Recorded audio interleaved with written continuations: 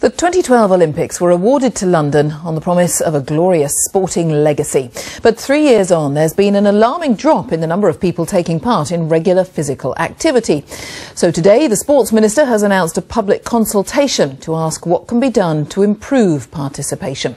Our sports correspondent, Natalie Perks, is at the Queen Elizabeth Olympic Park. Natalie.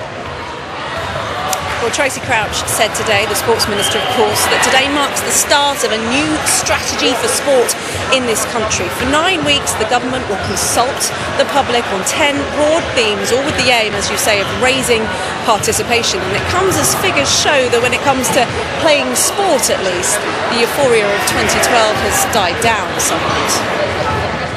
The tagline was "Inspire a Generation," and their heroics certainly moved the nation.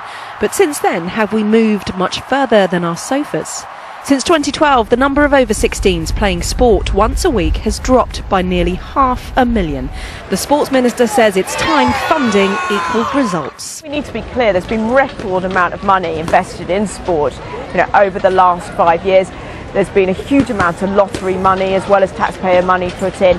What we need to make sure is that we're getting value for that money. £1 billion every 5 years is given by Sport England to national governing bodies to get more people participating. Swimming figures, though, for example, have nosedived in the last decade. That blueprint could now be ripped up. It could mean that money is taken away from the governing bodies and handed instead to charities like StreetGames, who work with disadvantaged communities to bring sport to their doorstep. A cash injection would help with a more joined-up approach to funding.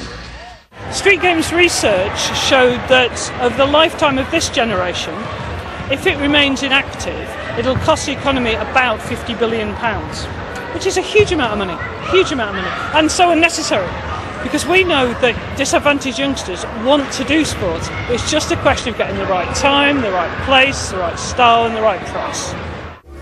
It's clear that cash is a crucial barrier for those in poorer families who want to access sport. Government cuts to local authorities are hitting hard, and there are fears now there could be more to come.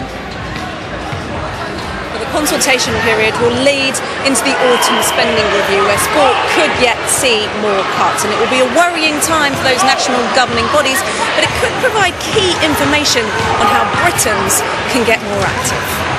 Thanks, Natalie. Natalie Perks.